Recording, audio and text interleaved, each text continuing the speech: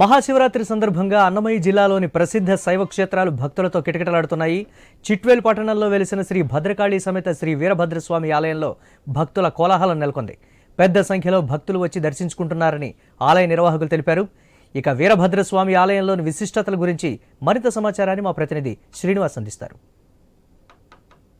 ప్రస్తుతం శైవ క్షేత్రాలు కూడా కలకలాడుతున్నాయి. భక్తులు కూడా తాకిడి కూడా ఎక్కువ రావడంతో ప్రస్తుతం నిర్వాహకులు అందుకు తగ్గట్టుగా అన్ని ఏర్పాట్లు పూర్తి చేస్తారు. ప్రస్తుతం మనం చిట్వేల్ పట్టణంలోని భద్రకాళి సమేత వీరభద్ర స్వామి ఆలయంలో ఉన్నాం. ఇక్కడ ఉన్నటువంటి ఆలయ విశిష్టలు ఏంటి, ఇక్కడ ఉన్నటువంటి భక్తులు ఎప్పటి నుంచి తెల్లవారుజాము నుంచి కూడా శివ నామస్మరణంతో ఇక్కడ ఆలయానికి చేరుకున్నారు. ప్రస్తుతం కొంతమంది నిర్వాహకులు ఉన్నారు, వాళ్ళు అడిగి తెలుసుకునే ప్రయత్నం చేద్దాం. అన్న, మీరు చెప్పండి, మీ ఆలయానికి ఎటువంటి ప్రాముఖ్యత ఉంది, ఎటువంటి విశిష్టత ఉంది? నేను ఒక 20 years నుండి ఇక్కడికి వస్తున్నా. అయితే నన్ను సుబ్బరాయుడు మా ఫ్యామిలీని ఇక్కడ పరిచయం చేసిండు. అప్పుడు మొదటిసారి సుబ్బరాయుడు రాత్రి 1కి నన్ను ఇక్కడికి తీసుకొచ్చి దేవుని దగ్గరికి పోతే నా శరీరం వైబ్రేషన్ వచ్చింది. ఇక అప్పటి నుండి మేము ప్రతి సంవత్సరం సుబ్బరాయుడు తీసుకొచ్చినప్పుడల్లా వస్తున్నాము. ఇది దినదిన అభివృద్ధి చెందుతుంది.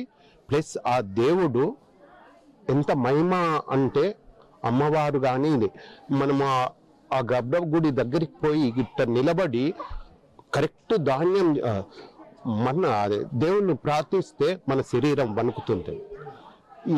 ఈ దేవాలయంకు చాలా చాలా ప్రాముఖ్యత ఉంది. నేను అందుకోసం ప్రతి సంవత్సరం శివరాత్రికి అక్కడ మాకు వేములవాడ, కాళేశ్వరము అన్నీ ఉన్నా కూడా కరీంనగర్ నుండి నేను ఇక్కడికి వస్తా ప్రతి సంవత్సరం. ఇక దానికి మీరు చెప్పాలి, నేను వేములవాడ నుండి అక్కడి నుండి ఇంత దూరం వస్తే దక్షిణ కాశీని వదిలేసి ఇక్కడికి వచ్చిన అంటే ఈ గుడి గురించి నేను చెప్పనవసరం లేదు మీకు. అంటే శివరాత్రి పండుగ పర్వదినం కాకుండా మిగతా ఎటువంటి ఏర్పాట్లు జరుగుతాయి? సంవత్సరానికి ఒక ఏడాదిలో ఎన్నిసార్లు ఇక్కడ ఎటువంటి దర్శన భాగ్యం కూడా కనువిందంగా భక్తులకి కనువిందు చేసే అవకాశం ఉంటుంది? ప్రతి పండుగకు, ప్రతి మాస శివరాత్రికి, ప్రతి నెలలో మాస శివరాత్రి కూడా ఇక్కడ బ్రహ్మాండంగా చేస్తారు. ప్రతి శుక్రవారం నాడు అమ్మవారికి అభిషేకం చేసి వైభవంగా అలంకరిస్తారు. ప్రతి పండగ, ప్రతి దసరా రోజు పెద్ద పండుగ జరుగుతుంటుంది. శ్రీరాముని కళ్యాణం జరుగుతుంటుంది. దీపావళికి అంత వైభవంగా అంత దీపాలతో అలంకరిస్తారు. ఇక్కడ ఈ ఊరి వాళ్ళు కూడా చాలా మంచోళ్ళు.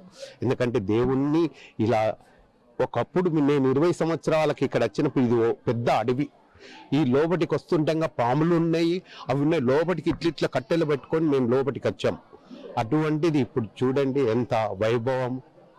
ఈ వైభవాన్ని మేము తృప్తి తీసుకునేటానికే నేను ఇది ప్రతి సంవత్సరం 2-3 సార్లు ఇక్కడికి వస్తాను. మీరు చెప్పండి, శివరాత్రి పండుగ పర్వదినం అంటేనే చాలా శివభక్తులు కూడా పెద్ద ఎత్తున ఇతర ప్రాంతాల నుంచి కూడా దూరంగా వచ్చే అవకాశం ఉంటుంది. చిట్వేల్ పట్టణం అంటే దట్టమైన కారడవి. ఈ కారడవిలో చుట్టుపక్కల గ్రామాల నుంచి రావాలన్నా కూడా ఇటు బస్సు వసతితో పాటు ఇక్కడ ఆలయంలో కూడా చాలా ప్రముఖమైన ఆలయం కాబట్టి భక్తులు కూడా ఏ విధంగా వచ్చి దర్శనం చేసుకునేవారు. ఇక్కడ 20 సంవత్సరాల క్రితం ఏమీ లేదు. ఇక్కడ మా సుబ్బరాయుడు గారు, జస్టిస్ మీనా కుమారి గారు, భీమసేన్ గారు అటువంటి మహనీయుల్ని ఇక్కడ తీసుకొచ్చి వారి అందరి జడ్జీల సహకారంతో, కోర్టు వారి మిగతా లాయర్లు కానీ ఎవరైనా వాళ్ళందరి సహకారంతో ఈ యొక్క ఆలయ అభివృద్ధిని దినదినము అభివృద్ధి చేసుకుంటూ వచ్చినాడు. ఇక్కడ దాతల సహకారంతో, పెద్దల అందరి సహకారంతో, ఇక్కడ ఉండేటటువంటి గ్రామస్తులు, యువత అందరి సహకారంతో ఈ యొక్క అడవిగా ఉండేటటువంటి దీన్నంతా కూడా తొలగించేసి శ్రమదానంతో ఈ చెట్లన్నీ నాటిపించిన ఘనత మా సుబ్బరాయుడికి దక్కుతుంది. అలానే ఈ గ్రామంలో ఉన్న యువత కానీ పెద్దలు కానీ అందరూ సహకరించి జస్టిస్ మీనా కుమారి గారు వాళ్ళు ప్రతి నిత్య నైవేద్యానికి కానీ, పూజారికి కానీ, ఇక్కడ ఊడ్చే అసిస్టెంట్కి కానీ అంతా కూడా వాళ్ళే పేమెంట్ ఇస్తారు.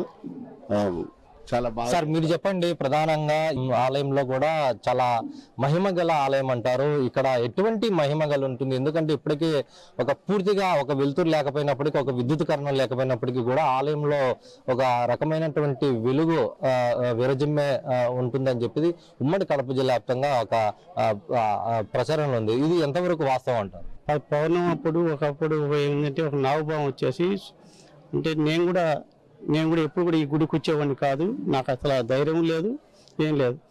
ఒకసారి ఒక నాగుభావం వచ్చింది, ఇక్కడ మా పొలం ఉంటే పోతా ఉంటే ఎందుకు వచ్చి నన్ను వేరేగా డైరెక్ట్గా తీసుకొచ్చి ఇక్కడ వేసి నేను భయపడిపోయేసి ఇంటికి పోయి పడిపోయాను. మా అమ్మ నాన్నకు చెప్పుకున్నాను. ఆ టైంలో ఏం జరిగిందో నాకు తెలియదు. నా పెళ్లి తర్వాత నేను ఈ గుడికి రావడం జరిగింది. అంతకుముందు నేను ఈ ఊరి వాడినైనా కానీ ఈ గుడికి వచ్చిన వాడిని కాదు, ఎప్పుడు ఈ విద్య చేసిన కాదు. ఒక వెలుతురు అనేది ఉంటుంది. ఎవరైనా పీఠాధిపతులను అందరినీ పిలిచినాను. వాళ్ళు చెప్పిన విషయం ఏంటంటే, ఆమె రమ్మంటే కానీ మేము రాలేము, ఆ శక్తి ఆమెకుంది. అంటే A to Z, అంటే ఎంతమంది పీఠాధిపతులు ఉండరో అంతమంది పీఠాధిపతులను నేను ఇక్కడికి తీసుకురావడం జరిగింది. వాళ్ళ ఒపీనియన్ తీసుకొని వాస్తు ప్రకారం ఇవన్నీ చేయడం జరుగుతుంది.